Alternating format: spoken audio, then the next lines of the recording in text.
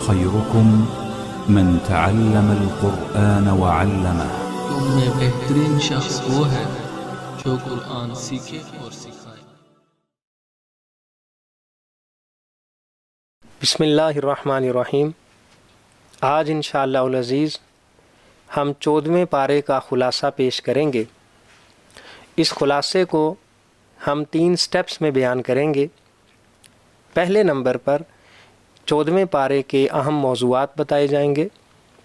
دوسرے نمبر پر ان اہم موضوعات کی تفصیل بیان کی جائے گی، اور تیسرے نمبر پر ان کا ہماری پریکٹیکل یعنی عملی زندگی کے ساتھ تعلق ایکسپلین کیا جائے گا۔ 14ویں پارے میں 2 صورتیں ہیں، ایک سورۃ الحجر اور دوسری سورۃ النحل۔ سورۃ الحجر میں 5 اہم باتیں بیان کی گئی ہیں۔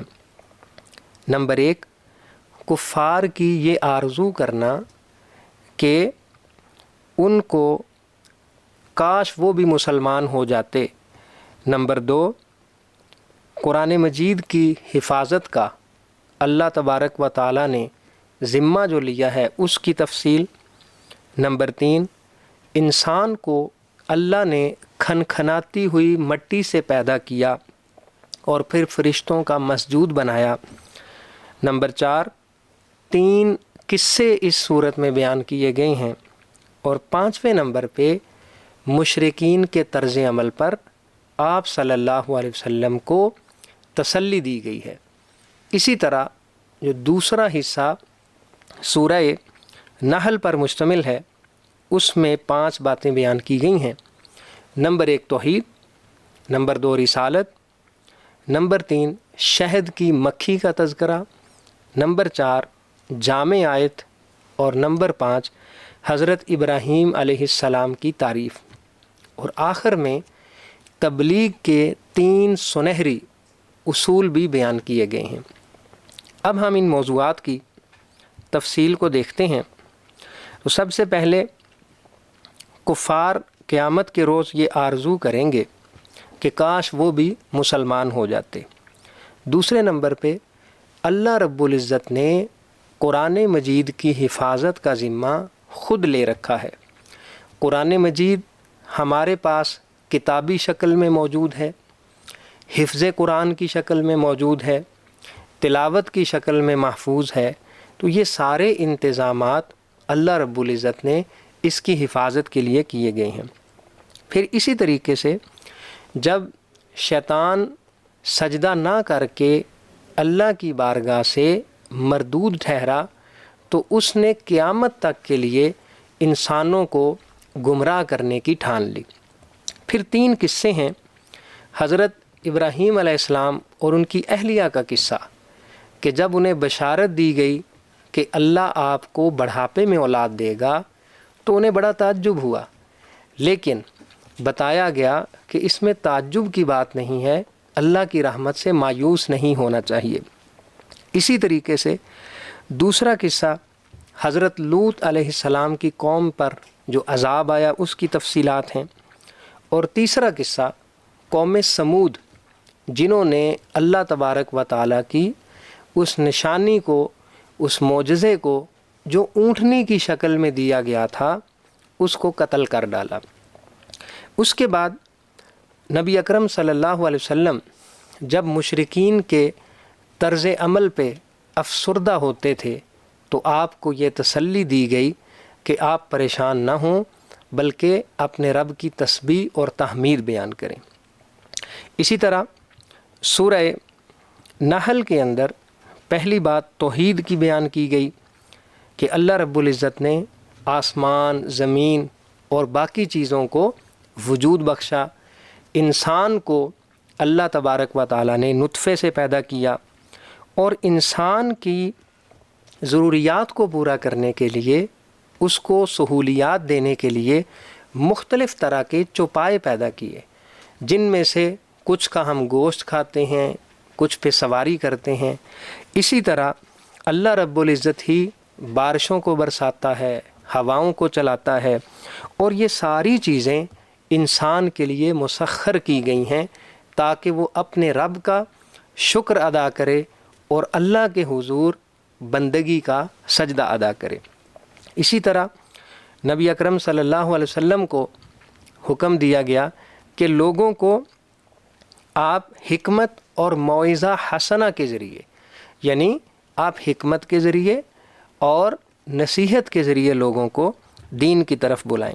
پھر شہد کی مکھی کی عجیب و غریب قسم کی اللہ تبارک و تعالیٰ نے ان ترکیبوں کا ذکر کیا ہے کہ کیسے وہ پہاڑوں سے، درختوں سے وہ مختلف پھولوں کا رس چوستی ہے اور پھر آ کے اس کو شہد کی شکل میں ریپروڈیوس کرتی ہے۔ اس میں بھی اللہ کی نشانی ہے۔ اس کے بعد ایک جامع آیت سورہ نحل کی آیت نمبر 90، ان اللہ یأمر بالعدل والاحسان وایتاء ذی القربى وینہی عن الفحشاء والمنکر والبغی یعظکم لعلکم تذکرون۔ اور پھر ابراہیم علیہ السلام کی تعریف کی گئی اور تبلیغ کے آخر میں 3 سنہری اصول بتائے گئے ہیں۔ یہ ان کے مضامین کی مختصر سی تفصیل ہے۔ اب ہم دیکھتے ہیں کہ اس پارے کے اندر بطور خاص ویسے تو سارے ہی مضامین ان میں ہمارے لیے ہدایت ہے، روشنی ہے، نور ہے، کامیابی ہے اور پریکٹیکل لائف سے تعلق ہے، لیکن 3 مضامین ایسے ہیں جن کو امیڈیٹلی ہمیں اپنی لائف کے اندر شامل کر کے اپنی لائف کو ٹرانسفارم کرنے کی ضرورت ہے۔ ان میں سے پہلی بات یہ کہ جب آپ صلی اللہ علیہ وسلم پریشان ہو جاتے تھے، افسردہ ہوتے تھے، تو اللہ رب العزت نے آپ کو یوں تسلی دی، وَلَقَدْ نَعْلَمُ أَنَّكَ يَضِيقُ صَدْرُكَ بِمَا يَقُولُونَ فَسَبِّحْ بِحَمْدِ رَبِّكَ وَكُن مِّنَ السَّاجِدِينَ وَاعْبُدْ رَبَّكَ حَتَّى يَأْتِيَكَ الْيَقِينُ۔ ہمیں معلوم ہے، آیت کا مفہوم یہ ہے، ہم جانتے ہیں کہ یہ مشرکین جو طرح طرح کی باتیں بناتے ہیں، طرح طرح سے تان و تشنیع کرتے ہیں، تو آپ ان کی باتوں کی طرف توجہ نہ دیں، بلکہ آپ یوں کریں، فَسَبِّحْ بِحَمْدِ رَبِّكَ وَكُن مِّنَ السَّاجِدِينَ، اپنے رب کی تسبیح بیان کریں اور اللہ تبارک و تعالیٰ کے حضور کثرت سے سجدہ کریں، اور اس عمل کو ہمیشہ کے لیے آپ جاری رکھیں۔ جب تک آپ کی زندگی ہے تب تک اس عمل کو کرتے رہیے۔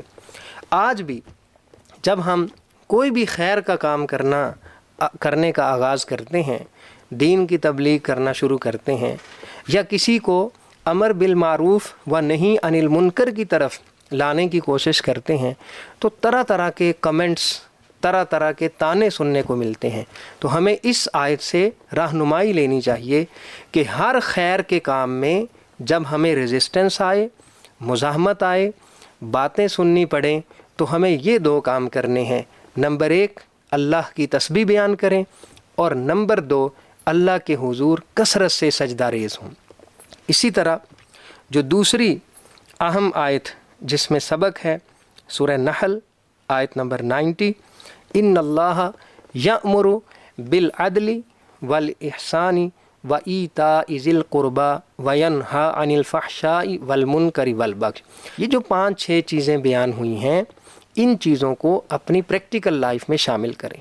اور آخری نمبر پہ جو تیسری اہم بات ہے وہ یہ ہے کہ اللہ تبارک و تعالیٰ کے دین کی طرف حکمت کے ساتھ بلائیں۔ ادعو الی سبیل ربک بالحکمہ والموعظۃ الحسنہ وجادلہم باللتی ہی احسن۔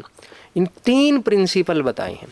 کسی کو نیکی کی دعوت دینی ہے، کسی کو خیر کی دعوت دینی ہے، کسی کو دین کی طرف تبلیغ کرنی ہے، تو اس میں سب سے پہلے حکمت کا اصول اختیار کرنے کی ضرورت ہے۔ پھر کیا ہے کہ واعظ و نصیحت ہو لیکن اچھے انداز سے، اور آخر میں ڈسکشن کا ماحول پیدا کیا جائے، ڈائیلاگ کیا جائے اور اچھے طریقے سے مکالمہ کیا جائے۔ اللہ تبارک و تعالیٰ سے دعا ہے کہ ہمیں ان باتوں پر عمل کی توفیق عطا فرمائے۔